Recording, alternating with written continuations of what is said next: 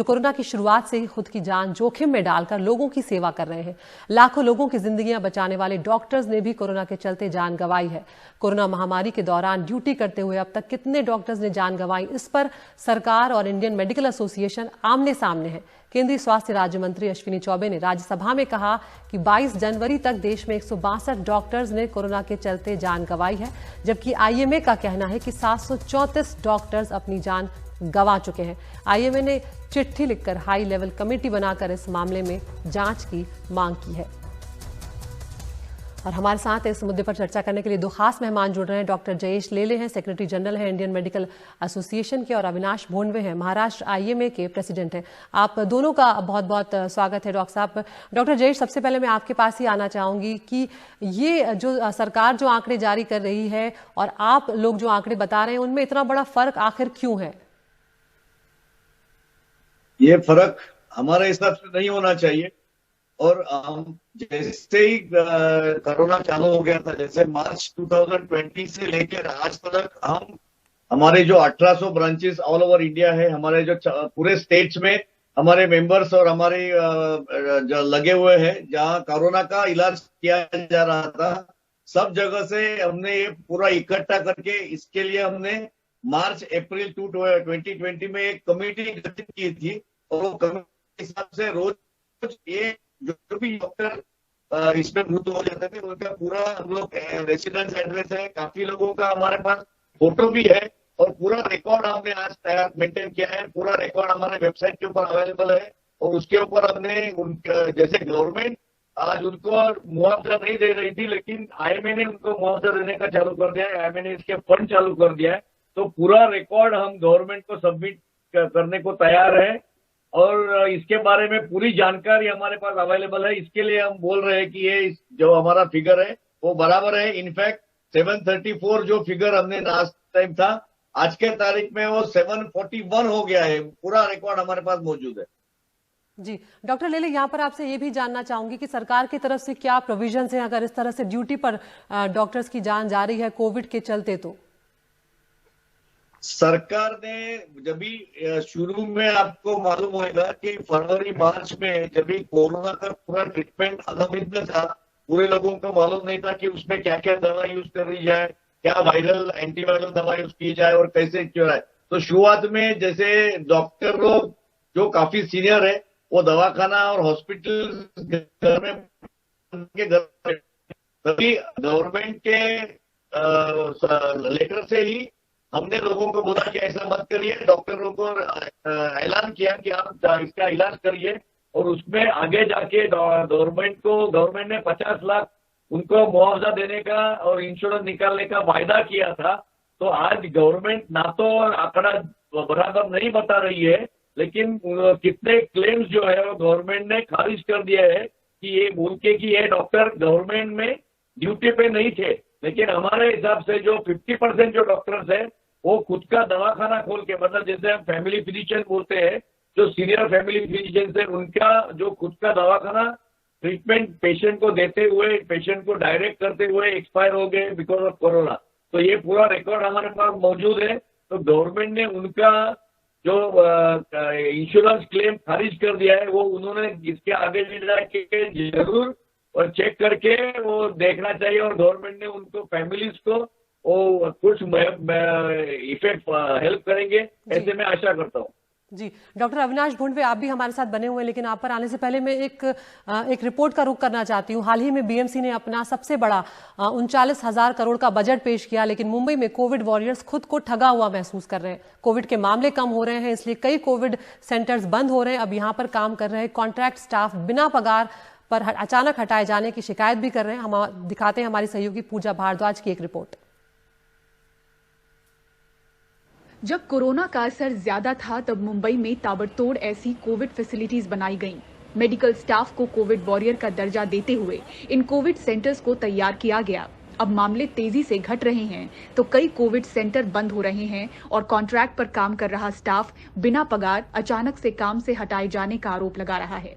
मुंबई के B ward के ऐसे कई स्टाफ सोशल मीडिया के जरिए तख्तियां थामे विरोध जता रहे हैं। कहते हैं अक्टूबर से सैलरी नहीं मिली। उस टाइम हम लोगों ने 12 घंटा ड्यूटी किया, तो उसका तो पैसा हम लोग को मिला ही नहीं। अभी पगार के बारे में बोल रहे हैं तो गायकवाड़ सर बोलते हैं कि पगार बीएमसी की किधर जाने वाली, बीएमसी किसका पैसा खाती नहीं है, मिलती है, मिलेगी, लेकिन अगर वो पगार टाइम पे नहीं मिलेगी तो पैसा वो इंसान के क्या काम का। अपना धंधा पानी बिजनेस सब छोड़ के यहाँ लगे, एक देश की सेवा के लिए लगे कि देश के लिए हम लोग कुछ करें। आज जब हमें हमारे लिए कुछ करने की बारी आई तो हमें इस तरह निकाला जा रहा है। इधर से बंद होने के बाद उधर ट्रांसफ़र किया और उधर हमने 5-6 दिन काम किया, 4-5 दिन काम किया और उधर से भी निकल दिया हमको काम करके। इसी वार्ड में कोविड सेंटर में तैनात डॉक्टर हमजा सोलकर बताते हैं कि उन्हें भी पगार में देरी के कारण धरने पर बैठना पड़ा। 2-3 मंथ से सैलरी कंटिन्यूसली आई नहीं थी और जब लॉकडाउन का पीरियड था तभी it was very difficult for us to be without salary. So उसके लिए भी इश्यूज ऐसे थे कि जब भी हम लोग कुछ बात करने जाते थे देवर लाइक अभी प्रोसेसिंग चल रही है, अभी आगे गया है, ये 2 दिन 3 दिन 1 वीक में आएगा, बट कभी आता नहीं था। मुंबई के कोविड केयर सेंटर्स की ये लिस्ट देखें तो ज्यादातर में आपको मरीजों की संख्या 0 नजर आएगी। इनमें से कई बंद हो चुके हैं। मुश्किल घड़ी में यहाँ काम पर लाए गए स्टाफ अब बिन पगार नौकरी जाने की शिकायत कर रहे हैं। मुंबई से पूजा भारद्वाज की रिपोर्ट, एनडीटीवी इंडिया के लिए। तो डॉक्टर जयेश लेले, डॉक्टर अविनाश भोंडवे, आप दोनों ने ये खबर देखी। तो एक तरफ सरकार जो है वो जो डॉक्टर्स ने ड्यूटी पर जान गंवाई है उनकी संख्या कम बता रही है, दूसरी तरफ महाराष्ट्र में हम देख रहे हैं कि इस तरह के और भी राज्यों में ये मामले आए होंगे। डॉक्टर अविनाश भोंडवे, किस तरह से आप देख रहे हैं, क्योंकि डॉक्टर्स तो तमाम तरह की परेशानियां झेल रहे हैं और जिन्होंने अपनी जान गंवाई है उनके परिवार वालों को कुछ हद तक कुछ बहुत ज्यादा मिलने वाला भी नहीं है। यस, ये जो मेन बात है ये सब यही दिखाती है, ये दोनों बातें ये दिखाती है कि गवर्नमेंट ऑफ महाराष्ट्र हो या गवर्नमेंट ऑफ इंडिया हो, हेल्थ केयर जो है, आरोग्य सेवा जो है, उसकी तरफ पूरा ध्यान नहीं दिया जा रहा है।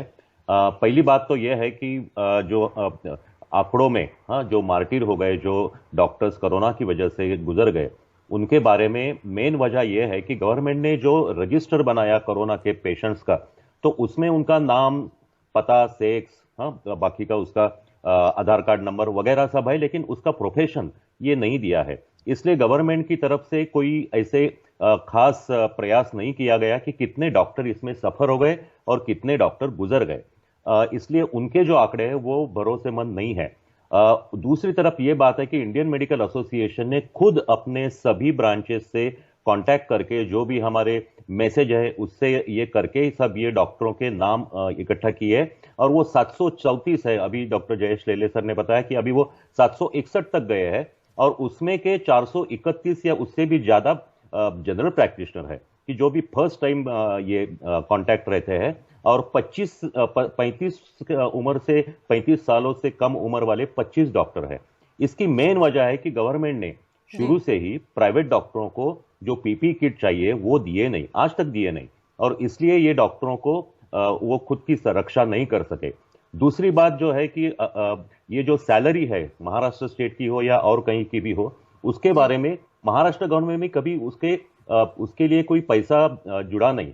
उन्होंने जो बजट है उसमें खाली 0.5% उन्होंने जीडीपी के 0.5% ही खाली रखे थे। तो ये पहले से ही बात हो रही थी कि गवर्नमेंट के पास पैसा नहीं है। जब ये एपिडेमिक बढ़ गई, पैंडेमिक बढ़ गई, तो उन्होंने प्राइवेट डॉक्टर्स और कॉन्ट्रैक्ट पर डॉक्टर्स और नर्सेस और कुछ हेल्थ केयर वर्कर्स लिए, तो उनको भी ये सैलरी दी नहीं गई। ये पूरा जो दूरदर्शी का अभाव है, इसलिए ये सब बातें होती थोड़ी है। अनदेखी यहाँ पर जरूर सरकार की तरफ से की जा रही है, लेकिन डॉक्टर लेले, आपसे मैं संक्षेप में जानना चाहूंगी कि क्या सरकार की तरफ से जो आपने चिट्ठी लिखी, कोई आश्वासन मिला है आगे जांच के लिए या संख्या को बढ़ाने के लिए डॉक्टरों की, ताकि उन्हें मुआवजा दिया जा सके? गवर्नमेंट की तरफ से जो परसों लेटर आया है उसमें उन्होंने लिखा है कि काफी क्लेम्स अभी तक उन्होंने पास नहीं किए हैं। तो जो मैं आपको पहले बोल चुका हूं कि कितने क्लेम्स जो खारिज कर दिए हैं और उनको अगर वो कंसीडर करती है तो ये आंकड़ा बढ़ने का अभी भी चांसेस है। और कितने लोगों ने, जैसे गवर्नमेंट ने क्या डिसाइड किया था कि जो गवर्नमेंट कोरोना सेंटर है वहीं के डॉक्टरों को ही इलाज करेगी, लेकिन बाहर के डॉक्टरों को गवर्नमेंट बोल रही है कि उनको कोरोना का मुआवजा नहीं दिया जाएगा। तो इसके लिए बहुत तफावत दिख रही है। जैसे फैमिली फिजिशियन के है वो गवर्नमेंट सेंटर में काम नहीं करते थे, लेकिन फैमिली फिजिशियन सेंटर, जैसे आज दवाखाने में डॉक्टर है, वो दवाखाने का पेशेंट कोरोना उसको हो गया है। कितने लोग वहां से डायरेक्ट होके बिल्कुल। कोरोना सेंटर में जाते थे। तो गवर्नमेंट ने इसके तरह से पूरा, इसके लिए ही हम लोगों ने गवर्नमेंट को रिक्वेस्ट किया है कि एक कमिटी संगठित की जाए। जी। सब जो डॉक्टर्स है उनका डेटा हम लोग देंगे, और जो डॉक्टर एक्सपायर हो गए उनको डेथ सर्टिफिकेट के प्रूफ के साथ में, फैमिलीज का पूरा प्रूफ के साथ में हम लोग उनको अप्लाई करने को गवर्नमेंट को बोलेंगे। तो ये कमेटी पूरा निर्णय देगी जो किसका कितने लोग एक्सपायर हो गए। जी। एक आध दो मरीज यहाँ से जी मतलब डॉक्टर साहब, वक्त की नंबर थोड़ी सी चेंज मेरे होना पास अलग बात। कमी है, इसलिए मुझे आपको यहाँ पर रोकना पड़ेगा। लेकिन डॉक्टर जयेश लेले, डॉक्टर अविनाश भोंडवे, बहुत शुक्रिया आपका, आपने ये बात कही। उम्मीद करते हैं कि आपकी चिट्ठी का सरकार जवाब दे और उस पर कम से कम कार्रवाई करे। एक छोटे से ब्रेक के लिए यहाँ पर रुक रहे हैं।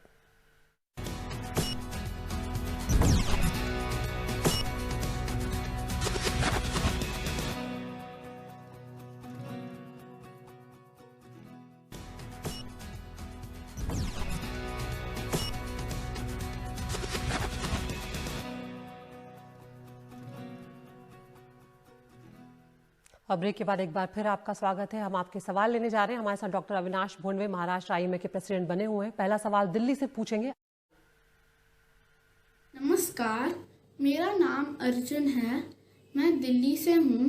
मेरा यह प्रश्न है कि जो हृदय संबंधित रोगी हैं, क्या वो ये वैक्सीन ले सकते हैं? और जो हमारे बुजुर्ग हैं, क्या ये वैक्सीन उनके लिए सुरक्षित है? वैक्सीन सबके लिए सुरक्षित है, लेकिन हृदय संबंधित किसी को बीमारी हो या कोई उम्र से बहुत ज़्यादा सीनियर सिटीजन्स है, उन्होंने अपने जो फिजिशियंस है या कार्डियोलॉजिस्ट है उनसे एक बार जांच करके ये उनकी से सलाह लेनी चाहिए कि वो ये वैक्सीन ले सकते हैं कि नहीं। एक्चुअली कुछ वैक्सीन के बारे में ऐसे है कि जिनको ब्लड थिनर्स है या कोई बीमारियां हैं उनको वो दी नहीं जाती। हाल ही में ऐसा कुछ बाहर के देशों में से भी ऐसे कुछ रिपोर्ट्स आए हैं। तो बेहतर यह रहेगा कि आप अपने फिजिशियन से या आपके कार्डियोलॉजिस्ट से सलाह लेके आप वैक्सीन लेने को फिट है क्या ये देखें और डेफिनेटली वैक्सीन लें। जी, अगला सवाल कुल्लू से पूछेंगे ललित।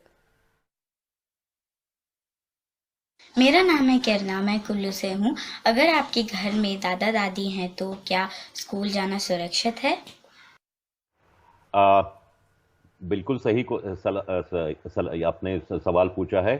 स्कूल जाना सुरक्षित है, ये मत सोचिए कि आपसे आपके दादा दादी को कोरोना का या कोविड का इन्फेक्शन हो सकता है।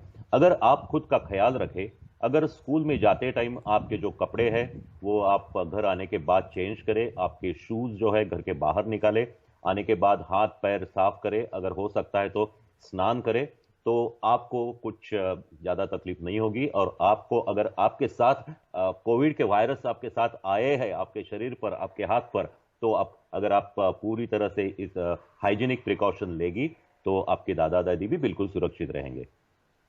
बहुत शुक्रिया डॉक्टर अविनाश भोंडवे, आपका। उम्मीद करते हैं और भी दर्शकों को ये जानकारियां जो है उनके काम आएंगी। तो तमाम जो सावधानियां हैं वो हमें बरतनी जब तक हम वैक्सीन न ले लें, और वैक्सीन लेने के बाद भी आपको तमाम एहतियात बरतने ही होंगे। तो आज के लिए इतना ही। नमस्कार।